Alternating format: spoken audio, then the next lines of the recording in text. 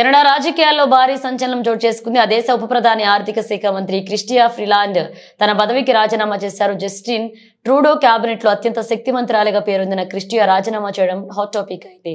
ప్రధాని ట్రూడో ప్రజాదరణ కోల్పోతున్నాడని ఆమె ఆరోపించడం తీవ్ర సంచలనమైంది. తన రాజీనామాకు కారణం ఇదేనని పేర్కొన్నారు. అయితే ఆమె నిర్వహిస్తున్న ఆర్థిక శాఖను మారుస్తున్నట్లుగా ట్రూడో చెప్పిన నేపథ్యంలో క్రిస్టియా ఈ నిర్ణయం తీసుకున్నట్లుగా తెలుస్తుంది. కెనడా ప్రభుత్వం నేడు తీవ్ర సవాళ్లను ఎదుర్కొంటుందని, మరొక వైపు అమెరికా అధ్యక్షుడిగా ఎన్నికైన డొనాల్డ్ ట్రంప్ 25% టారిఫ్లు విధిస్తామని హెచ్చరిస్తున్నామని, అటువంటి ముప్పును మనం తీవ్రంగా పరిగణించాలని రాజీనామా లేఖలో క్రిస్టియా ఫ్రీలాండ్ పేర్కొన్నారు.